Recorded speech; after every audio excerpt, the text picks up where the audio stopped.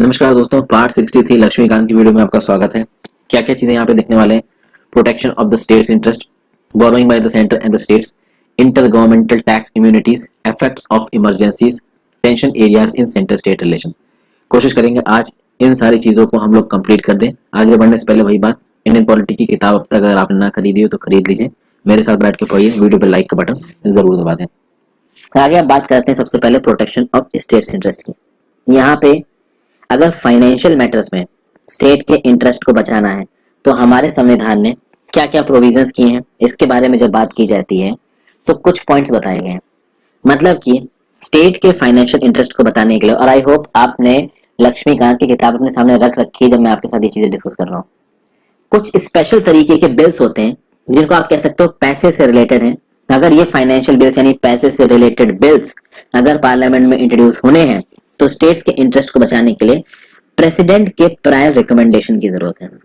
अभी ये जो लॉजिक दिया गया है कि कुछ तरीके के बिल्स जिसमें सेंट्रल इंटरेस्टेड हो सकता है, उन तरीके के बिल्स को अगर आपको पार्लियामेंट में इंट्रोड्यूस करना है तो पहले प्रेसिडेंट का रिकमेंडेशन चाहिए। अभी आप में से बहुत सारे लोग ये सवाल करोगे कि फाइनेंशियल बिल्स में प्रेसिडेंट के रिकमेंडेशन से होगा क्या। देखिए फ्रेंड्स, बात यह है, प्रेसिडेंट को एक इंडिपेंडेंट कॉन्स्टिट्यूशनल ऑफिस समझा जाता है, वो हमारा हेड ऑफ स्टेट है। तो प्रेसिडेंट से ये एक्सपेक्ट किया जाता है कि भाई प्रेसिडेंट न्यूट्रल कैपेसिटी में काम करेगा। तो अगर सेंट्रल गवर्नमेंट कोई ऐसी चीज लाने की कोशिश करती है जो कि स्टेट्स के इंटरेस्ट के अगेंस्ट है तो प्रेसिडेंट उसको रोकने की कोशिश करेगा। इसलिए कुछ तरीके के फाइनेंशियल बिल्स को इंट्रोड्यूस करने से पहले प्रेसिडेंट के से रेफरेंस चाहिए। एक और रीजन से प्रेसिडेंट से रेफरेंस चाहिए होता है, जब प्रेसिडेंट का इलेक्शन होता है तो भैया सेंटर में जो लोकसभा है, लोकसभा भी वोटिंग करती है, राज्यसभा भी वोटिंग करती है और स्टेट लेजिस्लेटिव असेंबलीज भी वोटिंग करती है।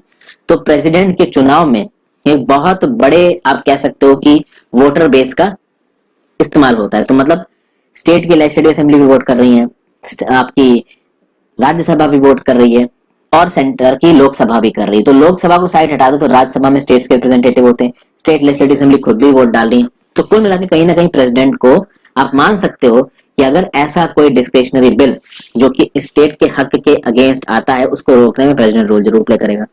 तो मान लीजिए ऐसा कोई बिल जो किसी टैक्स को या किसी ड्यूटी को बदलता है जिसमें स्टेट्स इंटरेस्टेड है, टैक्स और duty in which states are interested, तो ऐसे किसी भी बिल को पार्लियामेंट में इंट्रोड्यूस करने से पहले प्रेसिडेंट का रिकमेंडेशन चाहिए। अभी लक्ष्मीकांत में दे रखा है टैक्स और duty in which states are interested. इसका क्या मतलब होता है?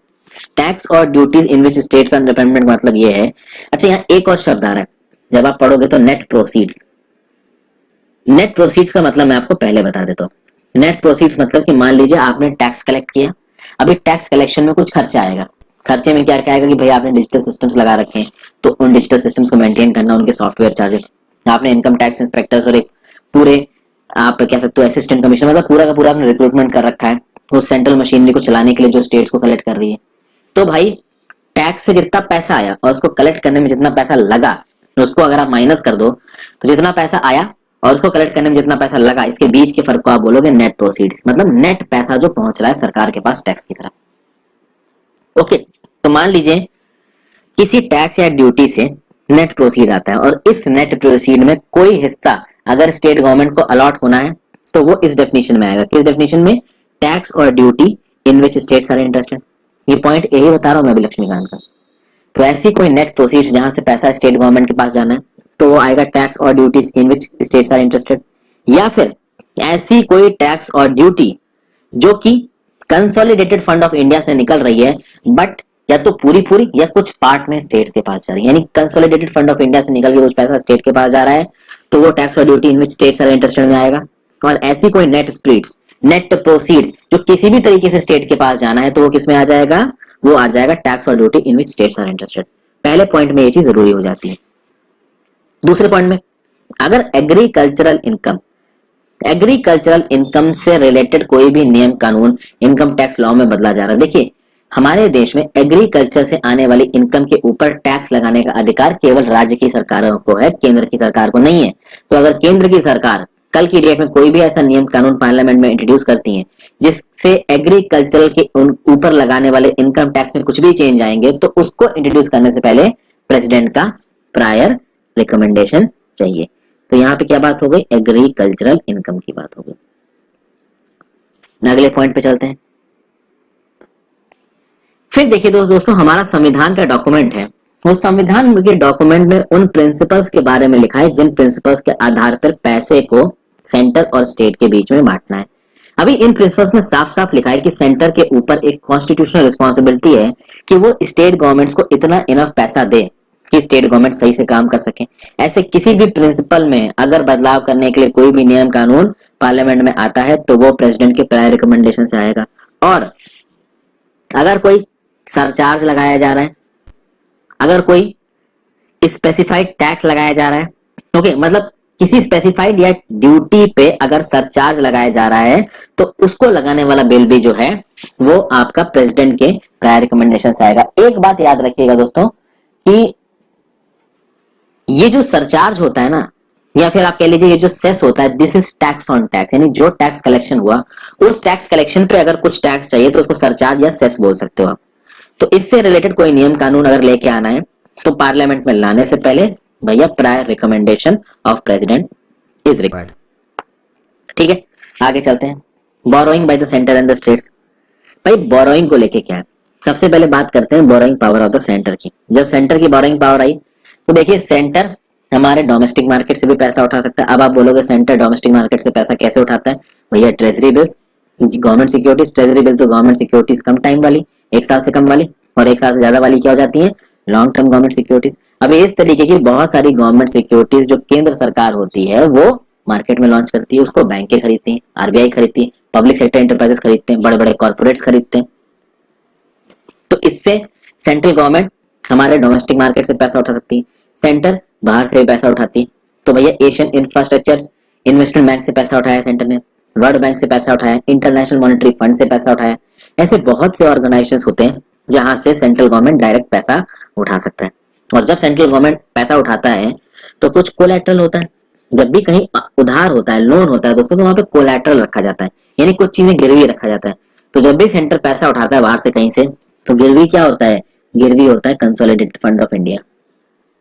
ठीक है, कंसोलिडेटेड फंड ऑफ इंडिया यानी वो जगह जहां पे देश का सारा पैसा आके जमा होता है, यानी देश का सारा टैक्स का पैसा आके जमा होता है, यानी जो सरकार की इनकम होती है वो आके जमा होती है। ओके, अभी सेंट्रल गवर्नमेंट कितना पैसा उठा सकती है बाहर से, इसकी जो लिमिट है वो पार्लियामेंट फिक्स करता है। लेकिन अभी के लिए पार्लियामेंट ने ऐसी कोई भी लिमिट फिक्स नहीं की है, क्योंकि जब भी कोई सरकार ताकत में रहती है वो बाहर से पैसा बोरो करना चाहती है, मार्केट से पैसा बोरो करना चाहती है। तो जब भी कोई सरकार ताकत में होती है वो अपनी ताकत के दौरान ऐसा कोई भी नियम कानून लेके नहीं आती है जिससे उसकी ही उधार लेने की ताकत कम हो जाए। इसलिए आप देखोगे उधार लेने के ऊपर कोई अपर लिमिट नहीं है, खासकर सेंट्रल गवर्नमेंट के ऊपर। स्टेट गवर्नमेंट के ऊपर तो लिमिट लगा देते हो, सेंट्रल गवर्नमेंट के ऊपर लिमिट नहीं है। फिर बात आती है भैया आपकी स्टेट गवर्नमेंट की। स्टेट गवर्नमेंट कहां कहां से पैसा उठा सकती है? देखिए, स्टेट गवर्नमेंट पैसा उठा सकती है आपकी इंडिया के अंदर से, बाहर से नहीं उठा सकती। स्टेट गवर्नमेंट इंडिया के अंदर से पैसा उठा सकती है और उसके लिए स्टेट गवर्नमेंट गिरवी रख सकती है consolidated fund of the state. Okay, अभी कितना पैसा उठा सकती है मैक्सिमम, इसके लिए नियम कानून स्टेट के लेजिस्लेचर में पास होगा, एक चीज। उसके बाद आप देखोगे स्टेट गवर्नमेंट के बहुत सारे प्रोजेक्ट्स के लिए वर्ल्ड बैंक पैसा देती है, एशियन डेवलपमेंट बैंक पैसा देती है। तो ऐसा नहीं कि स्टेट के पास बाहर से पैसा नहीं आता है, बस बाहर की एजेंसी से पैसा लेने के लिए सेंट्रल गवर्नमेंट की परमिशन की जरूरत पड़ती है। ओके, उसके बाद स्टेट के पास और पैसा कहां से आएगा, तो भैया सेंट्रल गवर्नमेंट भी स्टेट को पैसा दे सकती है। सेंट्रल गवर्नमेंट स्टेट गवर्नमेंट को बहुत तरीके से पैसा देती है। फाइनेंस कमीशन के रिकमेंडेशंस पे जो भी सेंट्रल टैक्सेस आए उसमें से शेयर दिया जाता है स्टेट गवर्नमेंट को। फिर भाई डिस्क्रिशनरी ग्रांट्स होते हैं, स्टैट्यूटरी ग्रांट्स होते हैं, जिनके बारे में पहले आपसे बात कर चुका हूं, पहले ही मैंने लक्ष्मीकांत ने बताया कौन कौन से तरीके के ग्रांट होते हैं। उसके बाद स्टेट अगर किसी और जगह से लोन उठाना चाहती है, मतलब सेंटर के अलावा कहीं और से लोन उठाना चाहती है, तो कुछ कंडीशंस में स्टेट गवर्नमेंट को सेंट्रल गवर्नमेंट से परमिशन लेनी पड़ेगी। ठीक है, अगर स्टेट गवर्नमेंट को पैसा उठाना है और उस पैसे की गारंटी सेंटर दे रहा है तो सेंटर से परमिशन लेनी पड़ेगी, क्योंकि जब सेंटर गारंटी दे रहा है तो स्टेट गवर्नमेंट द्वारा उठाए गए पैसे पे भी गिरवी क्या रखा गया है, कंसोलिडेटेड फंड ऑफ इंडिया। ठीक है, उसके बाद अगर स्टेट गवर्नमेंट ने पहले से ही सेंट्रल गवर्नमेंट से पैसा ले रखा है उधार पे, या कोई एक ऐसा लोन ले रखा है जो कि स्टेट गवर्नमेंट ने अब तक चुकाया नहीं है, आउटस्टैंडिंग है, तो उस केस में सेंट्रल गवर्नमेंट को कोई भी बोरोइंग करने से पहले सेंट्रल गवर्नमेंट से पूछना पड़ेगा। और भैया आज की डेट में इंडिया में ऐसी कोई भी राज्य की सरकार नहीं है जिसने सेंटर से पैसा उधार पे नहीं लिया है। स्टेट गवर्नमेंट ने सबने पैसा सेंटर से उधार पे लिया है, इसलिए किसी भी तरीके की बोरोइंग में आज की डेट में स्टेट गवर्नमेंट को सेंट्रल गवर्नमेंट से पूछना ही पड़ता है, उनके पास कोई भी ऑप्शन नहीं है। अब यहाँ पे बात कर रहे हैं टैक्स इम्यूनिटीज की। अब यहाँ पे म्यूचुअल जो इम्यूनिटी है टैक्सेशन, यानी आप कह सकते हो इम्यूनिटी फॉर म्यूचुअल टैक्सेशन, मतलब कि सेंटर की चीजों पे स्टेट में टैक्स ना लगाया जाए, स्टेट की चीजों में सेंटर क्या नाम से टैक्स ना लगाए। मतलब कुल मिला के अगर सेंट्रल प्रॉपर्टी किसी स्टेट में पड़ती है तो स्टेट गवर्नमेंट उसके ऊपर टैक्स ना लगाए, अगर स्टेट की प्रॉपर्टी सेंटर की किसी रीजन में पड़ती है तो सेंटर उसके ऊपर टैक्स ना लगाए।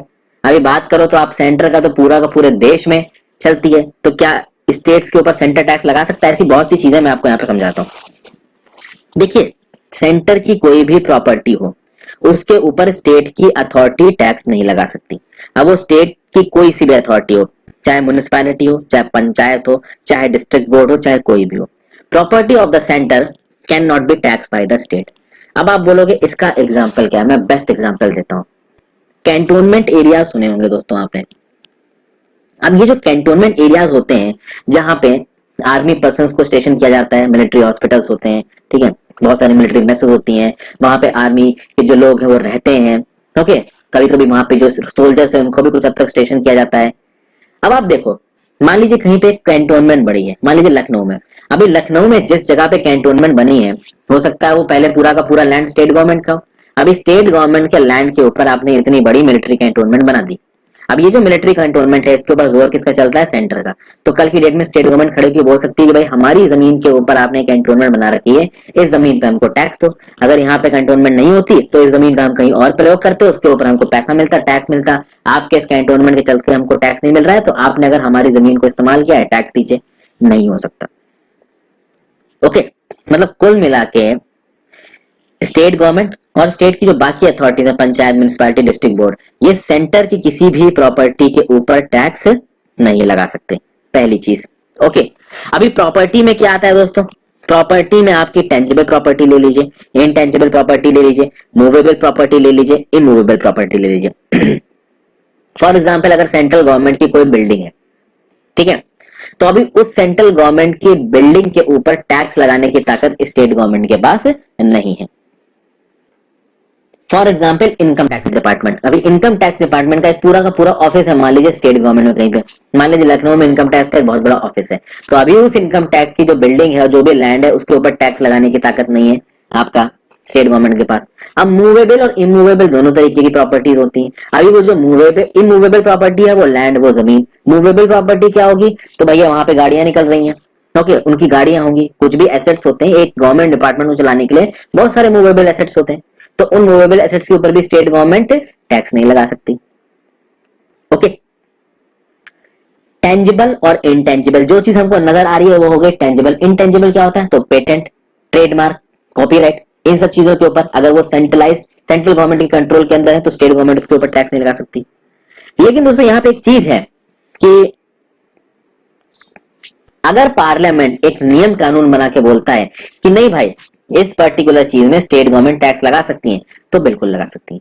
अगर अगर सेंट्रल गवर्नमेंट अपनी पे उतर आए तो वो किसी भी अपनी प्रॉपर्टी पे स्टेट को टैक्स ना दे। आप देखो कि अगर स्टेट की जमीन है और उस जमीन के ऊपर कैंटोनमेंट बनी हुई है, अगर तो वो जमीन सेंट्रल गवर्नमेंट की होती तो टैक्स नहीं मांग सकती थी स्टेट। वो जमीन पूरी की पूरी स्टेट की है और कल की डेट में यूनियन गवर्नमेंट से मान लीजिए वो स्टेट गवर्नमेंट उसके ऊपर टैक्स मांगती है, वो तो यूनियन गवर्नमेंट पे और पार्लियामेंट पे डिपेंड करता है कि टैक्स देना है कि नहीं देना है। अगर पार्लियामेंट बोल दे कि हम टैक्स नहीं देंगे, ये नेशनल सिक्योरिटी के लिए इंपॉर्टेंट है, तो स्टेट गवर्नमेंट कुछ कर नहीं पाएगी। हालांकि पार्लियामेंट चाहे तो नियम कानून चेंज करके ये बोल सकती है कि हाँ भाई स्टेट गवर्नमेंट इन जगहों पे टैक्स लगा सकते हैं, ठीक है। तो जो भी प्रॉपर्टी है सेंटर की, उस प्रॉपर्टी को सोवरेन फोर्सेस के लिए भी इस्तेमाल कर सकते हैं, यानी कि आर्म फोर्सेस के मेंटेनेंस के लिए, टैक्स कलेक्शन के लिए, इन सब चीजों के लिए इस्तेमाल किया जाता है। कॉमर्शियल पर्पसेस के लिए भी इस्तेमाल किया जा सकता है। लेकिन खास बात दोस्तों ये है कि मान लीजिए सेंट्रल गवर्नमेंट ने कोई कंपनी बना रखी है या कॉर्पोरेशन बना रखा है, तो अभी कंपनी या कॉर्पोरेशन बनी है तो कंपनी और कॉर्पोरेशन को एक सेपरेट लीगल एंटिटी माना जाएगा। इनकम टैक्स डिपार्टमेंट एक सेपरेट लीगल एंटिटी नहीं है। इनकम टैक्स डिपार्टमेंट और जीएसटी डिपार्टमेंट ये सब सेंट्रल गवर्नमेंट के हिस्से हैं सीधे सीधे। लेकिन मान लीजिए कोई एक सेपरेट कंपनी बना दी, इस कंपनी में मेजॉरिटी स्टेक होल्डरशिप किसकी है? सेंट्रल गवर्नमेंट की। तो ये जो कंपनी है ये एक सेपरेट लीगल कॉर्पोरेशन है, और इस सेपरेट लीगल कॉर्पोरेशन के ऊपर स्टेट गवर्नमेंट टैक्स लगा सकती है। वो अलग बात है कि पार्लियामेंट एक नियम कानून बना के बोल दे कि नहीं आप टैक्स नहीं लगा सकते, ये जरूरी है नेशनल सिक्योरिटी के लिए, ब्ला ब्ला। फिर जो केस होगा वो हाई कोर्ट में चला जाएगा, सुप्रीम कोर्ट में चला जाएगा, वो एक अलग चीज है। ओके, इस सेंटर की प्रॉपर्टी के ऊपर स्टेट किस लिमिट तक टैक्स लगा सकती है वो पार्लियामेंट डिसाइड करेगा। पार्लियामेंट बोल सकता है हम किसी भी चीज के ऊपर टैक्स नहीं देंगे, स्टेट गवर्नमेंट एक लिमिट के बाद जुडिशरी के पास जा सकती है और फिर जो जुडिशरी बोलेगी वही होगा। अभी उसके बाद बात की जाए exemption of state property. State property case में क्या होता है? अब अगर स्टेट गवर्नमेंट कोई कमाई करता है उसके ऊपर टैक्स लगा सकती है केंद्र सरकार की नहीं। देखिए, स्टेट गवर्नमेंट की कोई प्रॉपर्टी है, स्टेट गवर्नमेंट की अगर इनकम है, उसको भी नॉर्मल कर सेंट्रल टैक्सेशन उसके ऊपर नहीं लगाया जाता, सेंटर उसके ऊपर टैक्स नहीं लगाई जाती है। चाहे वो स्टेट की इनकम किसी सोवरेन फंक्शन से आ रही हो, मतलब सरकार का कोई काम करने में आ रही हो, चाहे वो कॉमर्शियल फंक्शन से आ रही हो। मतलब अगर स्टेट की गवर्नमेंट कुछ ऐसा काम करती है, मतलब स्टेट ओन्ड, मतलब अपनी ही किसी ब्रांच के थ्रू किसी चीज को बनवाती है और उससे पैसा कमाती है, तो उसके ऊपर भी सेंटर टैक्स नहीं लगाएगा।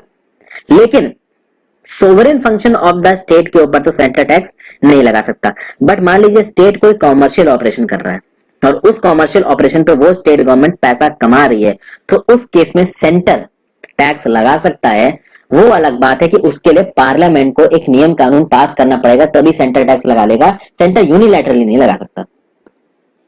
तो भैया जो डायरेक्ट सेंट्रल गवर्नमेंट का काम है एडमिनिस्ट्रेशन को चलाने का, हेल्थ को चलाने का, इस तरीके की चीजें, उसमें तो भैया जो भी पैसा वैसा आया वो उस पैसे में इन्वॉल्व नहीं होगी, सेंट्रल गवर्नमेंट उसके ऊपर टैक्स नहीं लगाएगा। लेकिन मान लीजिए अब हेल्थ की फील्ड में कॉमर्शियली कुछ स्टेट गवर्नमेंट काम करता है, यानी कि स्टेट गवर्नमेंट अपनी मेजॉरिटी स्टेक होल्डरशिप रखता है किसी बिजनेस में और किसी प्राइवेट कंपनी के साथ मिलकर हेल्थ केयर सेक्टर में कुछ नया करता है जिससे पैसा आना शुरू होता है, तो उस पैसे के ऊपर अगर पार्लियामेंट बोलती है तो टैक्स लगा सकते हैं। एक ये बात हो गई। दूसरी बात, जो लोकल अथॉरिटीज होती हैं, जो आपकी पंचायत म्यूनिसिपैलिटी की बात करी, इनकी जो प्रॉपर्टी होती है, इनकी जो इनकम होती है, इसके ऊपर केंद्र के टैक्सेशन लगा सकते हैं। बट नॉर्मल कर केसेस में केंद्र सरकार इनके ऊपर टैक्स लगाती नहीं है, क्योंकि ये बोला जाता है कि हमको म्यूनिसिपैलिटी और पंचायत को और पैसा देना है, ना कि उनके ऊपर आप टैक्स लगा दो। तो नॉर्मल कर केसेस में लोकल अथॉरिटी जैसे पंचायत म्यूनिसिपैलिटी, इनके ऊपर टैक्स लगाया नहीं जाता, बट चाहे तो लगा सकते हैं। अगर ऐसी कोई कंपनी है जिसको स्टेट गवर्नमेंट ने बनाया है और उस कंपनी में majority stake holdership state government के पास है या फिर माइनॉरिटी भी है, बस पैसा स्टेट गवर्नमेंट के पास उस कंपनी के काम के थ्रू आ रहा है, तो उसके ऊपर भी टैक्स लगा सकती है केंद्र की सरकार, अगर चाहे तो ना लगाए। ओके, उसके बाद कुछ और बातें बोली हैं। मान लीजिए स्टेट गवर्नमेंट अपने काम के लिए किसी चीज को देश के अंदर इंपोर्ट कर रही है, किसी चीज को देश के बाहर एक्सपोर्ट कर रही है, ठीक है। तो मान लीजिए स्टेट ने कोई कॉर्पोरेशन बनाई, उसमें जो गुड्स बने उस गुड्स को बाहर भेजा सरकार ने, या फिर अपने काम के लिए स्टेट की गवर्नमेंट ने कुछ गुड्स इंडिया के अंदर इंपोर्ट करे, तो उसके ऊपर कस्टम ड्यूटी लगा सकती है केंद्र की सरकार। पहले तो क्या था कि भैया ये तो स्टेट गवर्नमेंट की चीज है, स्टेट गवर्नमेंट के कामों में इन्वॉल्व हो रही है, तो ड्यूटी नहीं लगनी चाहिए, बट केंद्र सरकार चाहे तो कस्टम ड्यूटी लगा सकती है। उसी तरीके से स्टेट एक्साइज टैक्स होता था। अभी स्टेट एक्साइज टैक्स वैसे तो जीएसटी के अंदर आ जाता था, लेकिन अगर स्टेट के अंदर कोई गुड्स प्रोड्यूस हो रहा है, कोई गुड मैन्युफैक्चर हो रहा है, तो उसके ऊपर जो एक्साइज ड्यूटी लगती है, उस एक्साइज ड्यूटी में भी कुछ इंटरफेरेंस कर सकती है केंद्र सरकार। तो जो गुड्स और प्रोडक्ट्स मैन्युफैक्चर हो रहे हैं या फिर एक स्टेट में बन रहे हैं, उनके ऊपर एक एक्साइज ड्यूटी सरकार लगा सकती है, लगाती थी। सेंट्रल एक्साइज ड्यूटी आपने सुना ही था, सेंट्रल एक्साइज ड्यूटी अब जीएसटी में बदल दिया गया। अभी एक्साइज टैक्स की जब बात होती है ना दोस्तों, तो एक्साइज टैक्स एक सेंटर का भी होता है, एक स्टेट का भी होता है। कभी अगर आपको मौका मिला, आपने यूपीपीसीएस एग्जाम क्वालिफाई किया और असिस्टेंट कमर्शियल टैक्स बने, तो वहां पे आपको ये सब चीजें ग्राउंड लेवल पे देखने को मिलेंगी। तो भाई एक्साइज ड्यूटी सेंट्रल गवर्नमेंट लगाती है, जिसको अब जीएसटी बना दिया गया। कस्टम ड्यूटी सेंट्रल गवर्नमेंट लगाती है। ओके, तो ये चीजें हैं, मतलब स्टेट की प्रॉपर्टी को किस तरीके से टैक्स किया जाता है, इसके बारे में यहाँ पे बताया गया। आगे चलते हैं, इफेक्ट्स ऑफ इमरजेंसी। देखिए, सेंटर और स्टेट के जो फाइनेंशियल ये जो रिलेशंस हैं, नॉर्मल टाइम में हमने देखा, अभी कोई इमरजेंसी आ गई, मान लीजिए 352 के अंदर लग गई आपकी नेशनल इमरजेंसी। अभी अगर देश में नेशनल इमरजेंसी लगी हुई है आर्टिकल 352 के अंदर, तो चीजें काफी बदल जाएंगी और सेंटर और स्टेट के बीच में जो टैक्स रेवेन्यू को जो बांटने का तरीका है ना, वो भी बदल जाएगा। तो पहले नॉर्मल कर केसेस में सेंटर जो चीज स्टेट के पास ट्रांसफर कर रहा था, हो सकता है वो उस ट्रांसफर को कैंसिल कर दे, कम कर दे, पोस्टपोन कर दे। ओके, तो फाइनेंस कमीशन टैक्स को शेयर करने की बात करता है, सेंटर स्टेट को टैक्स दे सकता है, लेकिन यहाँ पे देना जरूरी नहीं है अगर नेशनल इमरजेंसी लगी हुई है। ग्रांट इन डेट जो देते हैं, स्टैट्यूटरी ग्रांट, डिस्क्रिशनरी ग्रांट, वो देना जरूरी नहीं है। तो बहुत सारे रेस्ट्रिक्शंस लग जाते हैं, सेंट्रल गवर्नमेंट बहुत ज्यादा ताकतवर हो जाता है। और जिस फाइनेंशियल ईयर में इमरजेंसी लगी है, तो मान लीजिए कि 2020-21 में इमरजेंसी लगी, ओके, और 2020-21 के दिसंबर 2020 में इमरजेंसी खत्म हो गई, तो उस केस में उसको मार्च 2021 तक वैलिड माना जाएगा। ओके, तो आप कह सकते हो कि सेंट्रल गवर्नमेंट फाइनेंस के फील्ड में नेशनल इमरजेंसी में बहुत ज्यादा ताकतवर हो जाता है। तो आप ये कह सकते हो कि जो ट्रांसफर ऑफ फाइनेंसेस है, अगर इमरजेंसी लगी और दिसंबर 2020 को इमरजेंसी खत्म हो गई, तो उस फाइनेंशियल ईयर यानी 31 मार्च 2021 तक किसी भी तरीके का फाइनेंस अगर केंद्र सरकार चाहे तो वो स्टेट गवर्नमेंट के पास ट्रांसफर ना करे। एक नेशनल इमरजेंसी के दौरान केंद्र सरकार चाहे तो वो पैसा स्टेट को ना दे। वहीं पे जब फाइनेंशियल इमरजेंसी लगती है अंडर आर्टिकल 360, तो उस केस में सेंट्रल गवर्नमेंट स्टेट गवर्नमेंट को साफ साफ बोल सकती है खर्चा कम करिए, आपके यहाँ पे ये जो भी गवर्नमेंट एम्प्लॉइज उनको तनख्वाह कम दीजिए, आपके यहाँ पे जो स्टेट हाई कोर्ट वाले हैं, जजेस हैं, इनको तनख्वाह कम कीजिए। तो फाइनेंशियल इमरजेंसी के दौरान स्टेट्स जो भी अपने स्कीमों में खर्च करते हैं उस खर्च को सरकार कम करवा सकती है। जो भी सेंट्रल गवर्नमेंट या स्टेट गवर्नमेंट के एम्प्लॉयज को सैलरी जाती है वो सरकार कम कर सकती है। सेंट्रल वालों की सैलरी सरकार खुद ही कम कर सकती है, और स्टेट गवर्नमेंट के एम्प्लॉयज की सैलरी कम करने के लिए सरकार स्टेट गवर्नमेंट को बोल सकती है। प्लस फाइनेंशियल इमरजेंसी के दौरान अगर राज्य की सरकार किसी भी तरीके का मनी बिल या फाइनेंस बिल पास करती है, तो उस केस में वो सारे मनी बिल और फाइनेंस बिल गवर्नर प्रेसिडेंट के लिए रिजर्व कर देगा, और फिर प्रेसिडेंट डिसीजन लेगा कि उनको अप्रूवल देना है या नहीं देना है। कुछ इंपॉर्टेंट आर्टिकल्स, अगर distribution of revenue between union and states की बात की जाए तो गुड्स एंड सर्विसेज टैक्स आता है आर्टिकल 269A के अंदर। सरचार्ज कहां पे आता है? आर्टिकल 271 के अंदर। फिर goods and services tax council 279A, finance commission 280। और अभी के लिए दो चीजें बहुत न्यूज में चल रही हैं भाई। देखिए, पैंडेमिक फैला हुआ है, पैंडेमिक के दौरान सरकार के पास पैसा कम है, तो मार्केट से पैसा उठाने की बात हो रही है। अभी जब मार्केट से पैसा उठाने की बात हो रही है तो बोरोइंग की बात हो रही है। तो जब गवर्नमेंट ऑफ इंडिया बोरो करती है तो वो आर्टिकल 292 में आता है, और जब किसी राज्य की सरकार बोरो करती है तो वो आर्टिकल 293 में आता है। ठीक है दोस्तों, तो ये था आज का लेक्चर, आगे मैं इसको कंटिन्यू करूंगा। Thank you for watching.